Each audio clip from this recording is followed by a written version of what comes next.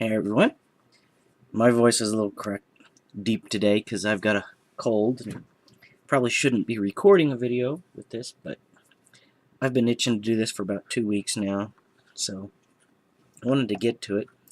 And what I've got is the Beggar, and this is part of one of the Townsfolk's setups and is part of the Kickstarter, I believe.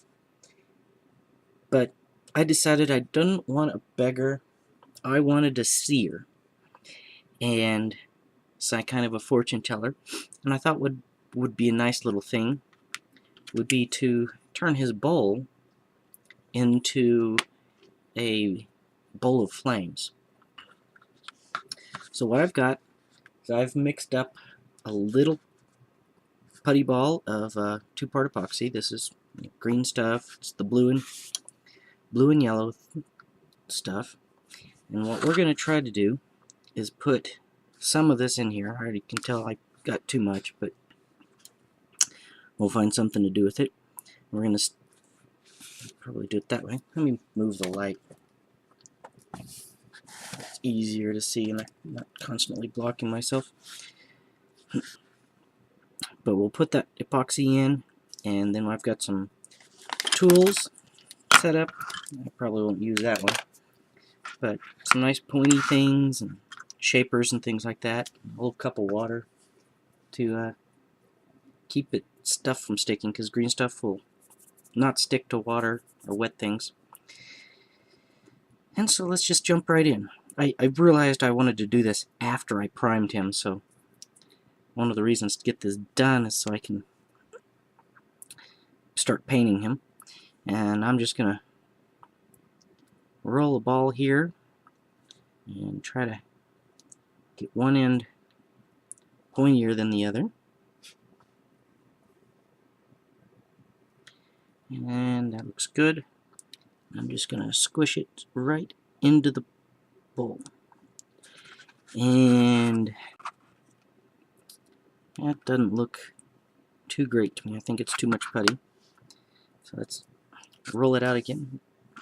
Put the little piece I wasn't using away. And I'm just taking off a little bit. I am no sculptor by any stretch of the imagination. So if I can do it, then any beginner should be able to. Usually they do better than me. So we're just going to squish it back into the bowl. And it came out. I may have to just squish it in there really good and then shape it the way I want to. So let's start with that. I dipped my tool into the water. And now I'm just actually use my fingers here. You know, the precautions say, oh, use gloves while doing this. And yeah, gloves. I see. I'll try not to eat any finger food while I'm doing this. And I'm just going to use my thumbnails here to kind of give it a more conical shape.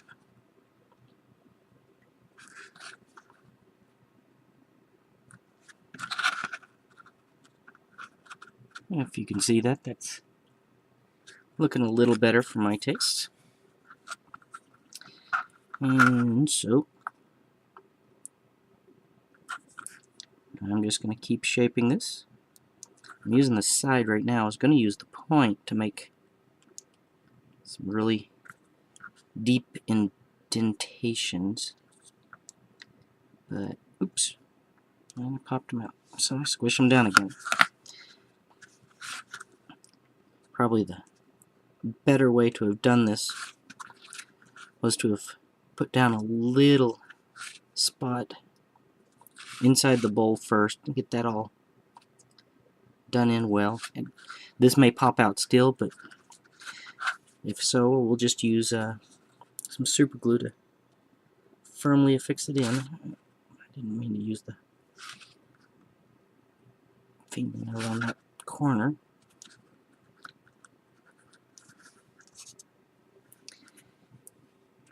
I wanted it more pointy and flame-like, but I may not be able to get that. Although, yeah, that right there, that's a interesting shape to me. So let me just keep squishing it with my fingers. Pull a little bit. Oh yeah. So I think I will leave it at that. And I don't know if I'll get any paint done on it right now. I think I've got a plan of what I'm going to paint, and I may not have a plan, but anyway, I just wanted to show you that, hey, a quick little conversion. And then what we're going to do is we'll give it a object source lighting, OSL, and we'll make a, whatever color we pick for it, we'll do a glow from it, and it'll go up his shoulders and on his face, maybe a little back here, maybe a little spot on the ground. Well, I don't think so. I think that's out of the way. But since I've got much more green stuff than I had planned on having, let's see if we can think of anything to add to him. We could add, some runes or something onto the staff. Runes, R-U-N-E-S.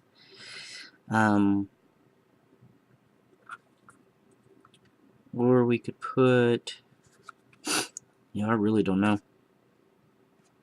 I think he's good as is, so what to do with this? Thinking, we could put something down on the ground to decorate the broccoli base a little bit. And I don't know what that could be. We could do some more little flames like they've leaped out. Or give them a really bad toupee. I'm just playing there here. But, yeah, lots of people make mushrooms with their extra green stuff. Some makes coins. And I'm trying to think here what we could do.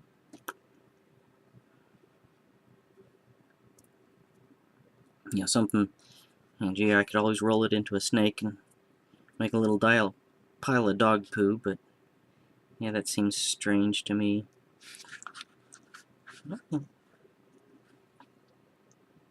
That might not be bad. Make a little snake or something. Have it curled around his feet, or let's do that. Get this rolled out a little thinner.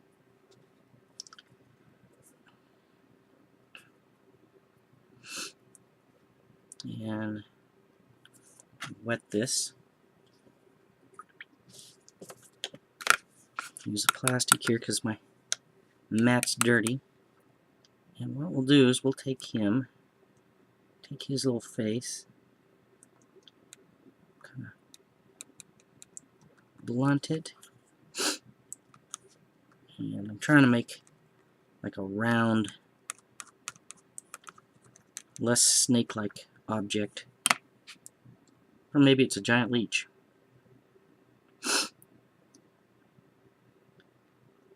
We could always put a little curl coming up from somewhere, or could always put it there on the base, but I think I'll go with the original thought and just get it snake-like again, since I messed with it too much. And I wonder if we were to take it and just scrape off a bit of the side and make that blunt. Yeah, I don't think I really want to do that. So let's maybe twist it. Get a texture going on it. Actually, that's what I'll do. I will not put this on here, but what I'll do is I'll cut the tips of those off. Maybe. I don't know. I really kind of want it there on the base, but I'm not going to be able to get a nice snake-like shape out of it.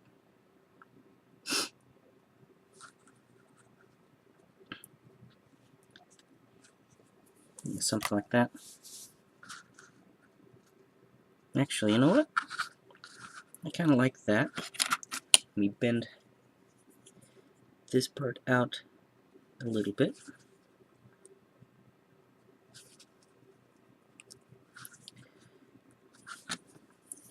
Two pieces maybe would be easier that way. And we'll try to get that shape more to a circle.